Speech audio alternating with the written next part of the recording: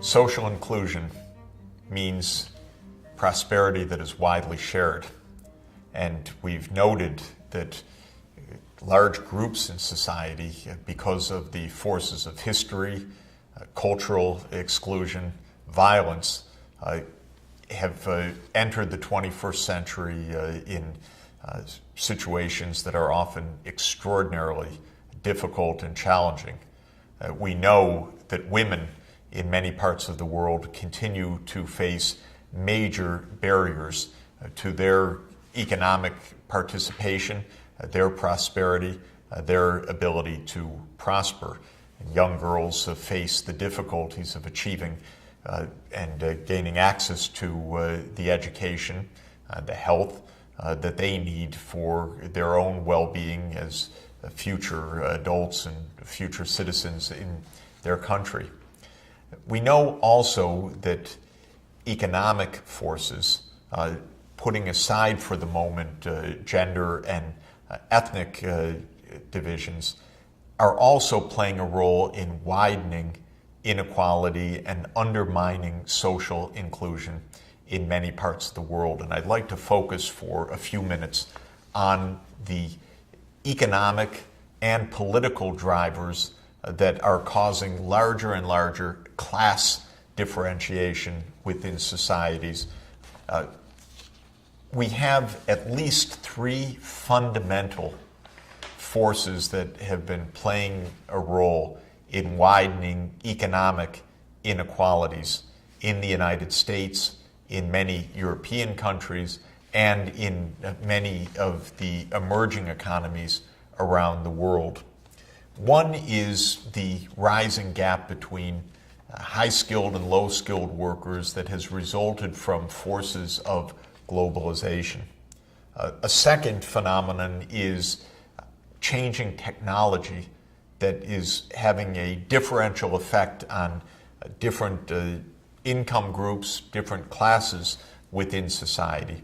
And the third force is the political system, often amplifying the widening inequalities caused by globalization and by technological change. So perhaps the useful starting point to understand these changes is a frequently viewed graph, this case for the United States, but one would find similar, though perhaps not as stark, conditions like this in other places in the world. This is a graph of the premium in income, the extra income that is earned by college graduates in the United States relative to high school graduates. So take the population, the labor force that has a four-year college degree or higher, could include those with an advanced degree.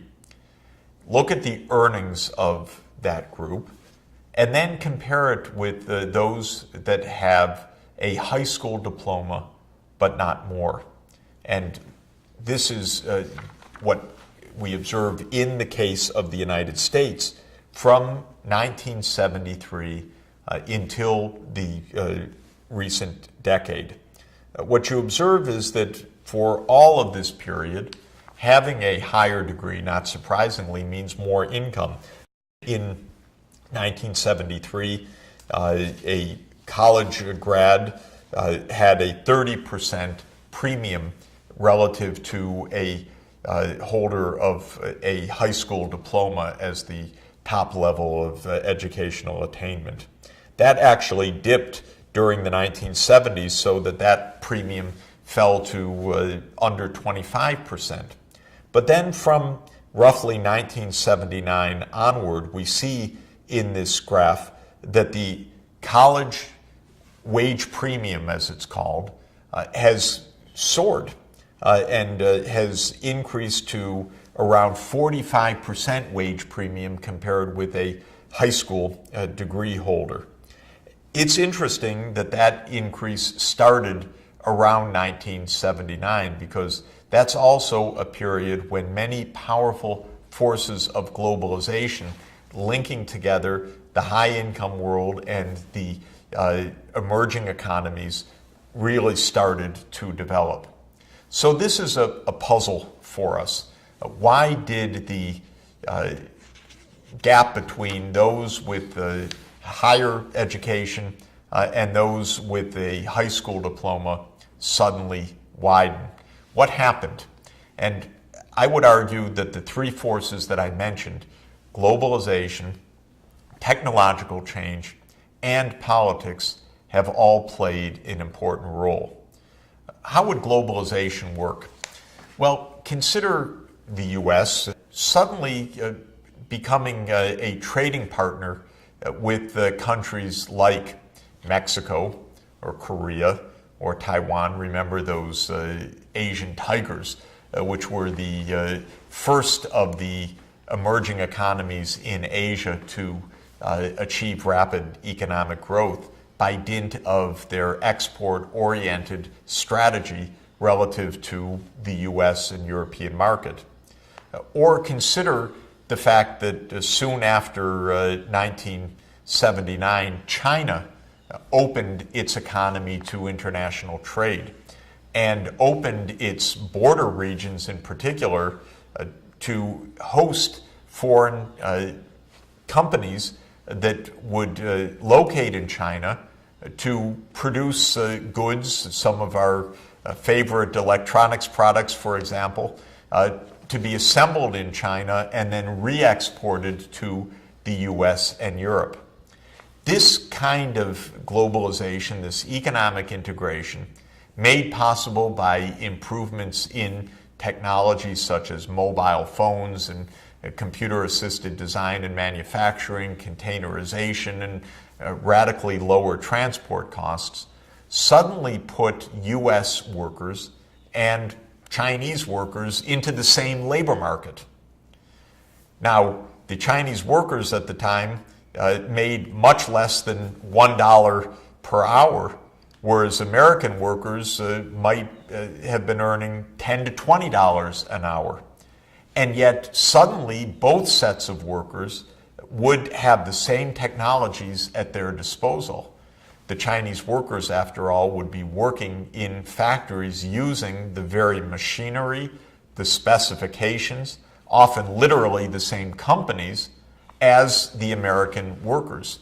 And so suddenly, the relatively low-skilled Chinese workers, maybe with a high school education, would be using machinery to put together electronics products, or to cut and sew apparel, or to make plastic objects, extrusion objects, and components of vehicles that American workers had been employed to do up to that point.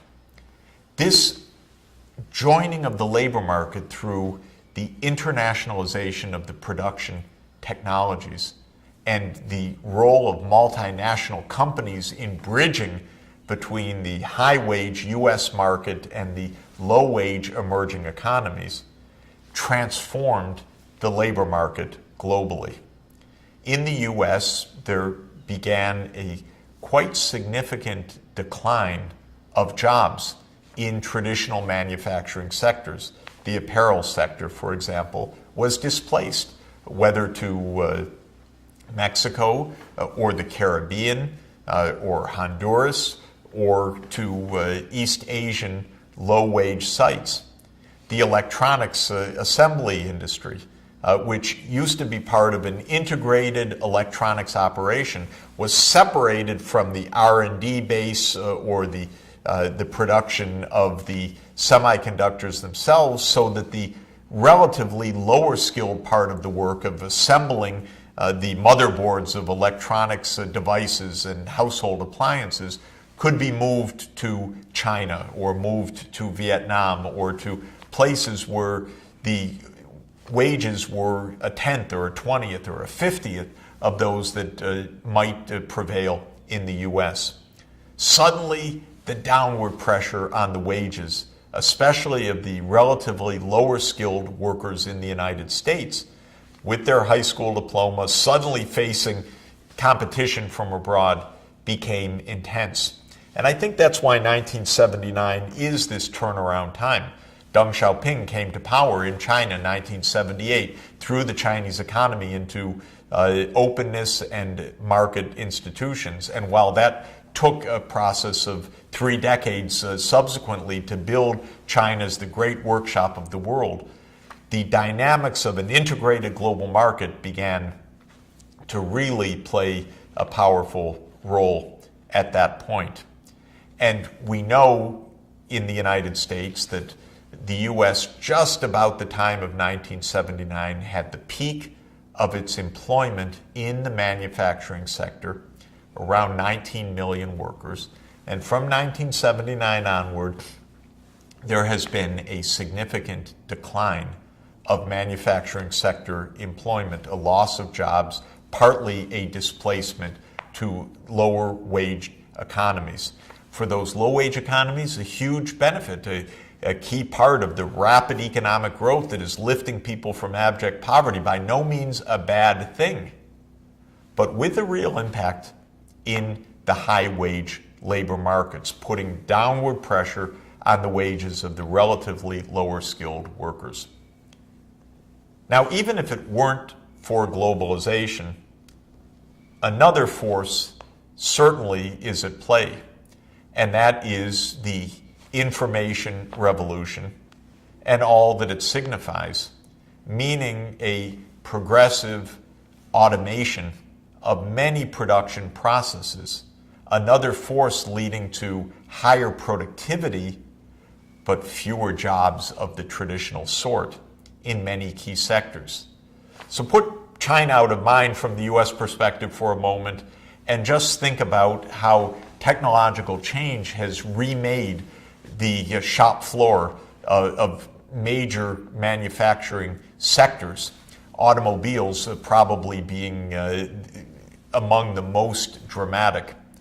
I've toured many automobile factories, some absolutely stunning and amazing. One in Japan of Toyota, where we entered a very, very large assembly line, completely clean, completely quiet, and almost no workers around. Vehicles were going their merry way until you look closely, no drivers, because the vehicles were being directed automatically to deliver components from one place to another. And the whole assembly line, all the way down this large cavernous hall, robots. Very clever, very sophisticated, seemingly tireless robots with great precision, reaching into a basket, taking a component, putting it just where it should be on the automobile chassis coming down the assembly line. Next automobile, often of a different make, and the robot knowing through, of course, its programming, to put that component in a somewhat different place on the chassis of a somewhat different vehicle, all remarkably automated. The robotics are one of the most visible, remarkable aspects of the information technology revolution and the computerization revolution that we are enjoying in the 21st century. It's raising productivity dramatically. It is, of course, lowering the costs of many, many goods and services. That kind of automation, even when it's not literally a robot handling a physical product, but is simply a computer making massive payrolls or processing orders that thousands of clerks might have done in an earlier day, is part of a modern high productivity economy. But just like the offshoring of jobs, it's taking a toll on workers who used to do exactly that kind of labor. And so technology also drives income differences across countries. And we are seeing the combination of globalization and technological change in an intertwined way, putting a special pressure on lower skilled workers. We can't even separate these two phenomena with any precision, though you can imagine economists have written hundreds of articles. I've added a few myself to the debates. How much is globalization? How much is technological change? Well, since globalization itself is enabled by the same technological change, making a clear difference between the two is not possible analytically. But what is discernible is the fact that this rising wage premium has absolutely come from both of these phenomena. Now, I've stressed that there is a third factor that is part of this story, and that is politics. And this is extremely important for us to understand. Market forces alone would widen inequalities.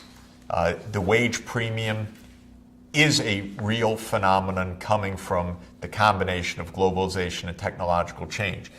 What you see in this picture of the income levels by a more detailed classification of educational attainment, showing that those with an advanced degree have had the biggest gains of earnings, those with a bachelor degree next, those with some college, high school, and no diploma, basically flat or even declining income levels. But something more has been at play. When that market inequality starts to rise, politics then enters the scene. In some political systems, government forces would lean against this by saying, well, lower skilled workers are facing a problem. They need some extra help, maybe some new job training, maybe a cut in their taxes, maybe added family benefits. High skilled workers are receiving a bonanza, both because of technological change and because of globalization. And maybe they should receive fewer benefits or pay higher taxes. And in that way, government would, as we say, lean against the wind. If market forces are tending to widen inequality, political forces would tend to narrow it.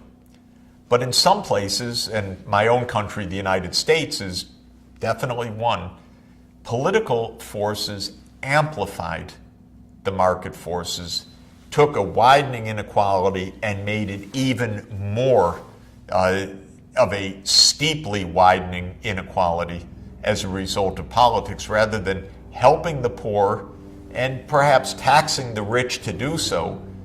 In the United States, the poor lost even more of their social support as government cut back, and the rich gained government support as their taxes were reduced. Rather extraordinary. And one can even date this, I've argued, though some disagree with me, to a specific political event, and that starts, in my opinion, on January 20th, 1981, when Ronald Reagan became President of the United States and came into office reflecting various political forces which said that they should implement the libertarian philosophy, get government out of things, and reduce taxes, reduce social support. The libertarian view does not agree with the basic needs philosophy that everybody's needs should be represented. The libertarian philosophy more takes the point of view that government should not play a role, that taxes should be cut. That's argued both on a philosophical base that freedom and liberty are the number one goal.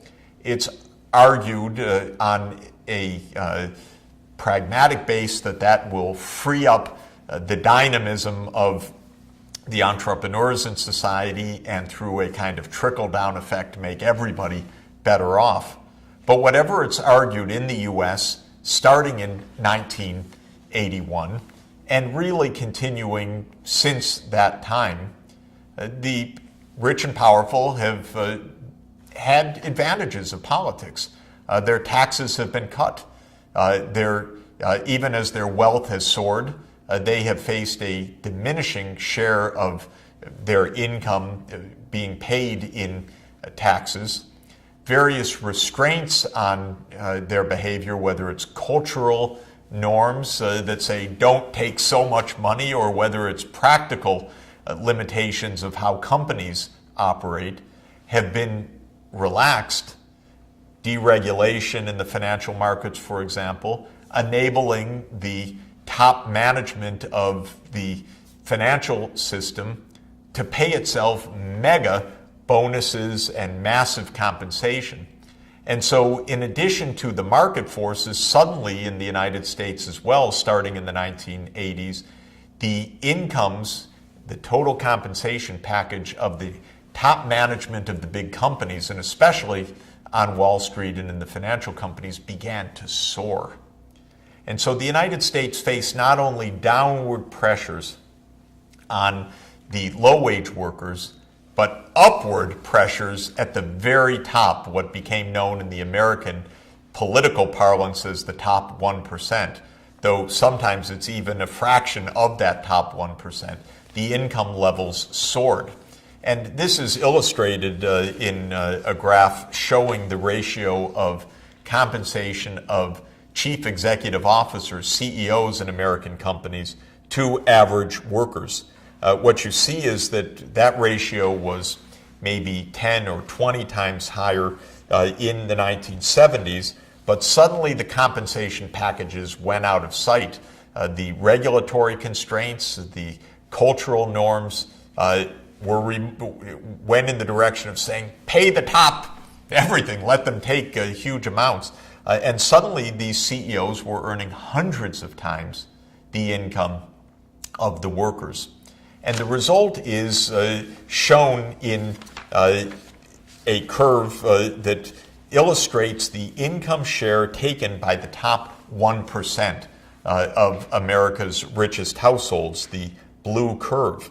And what you see is over the course of a century, the income share was between 15 and 20% up to the time of 1929, when the Great Depression started.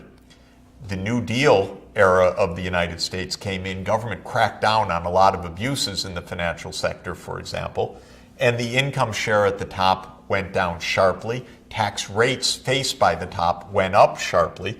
The income share of the top 1% was around 10% of total income between 1940 and the late 1970s. Still pretty good, 1% of the households taking 10% of the total household income.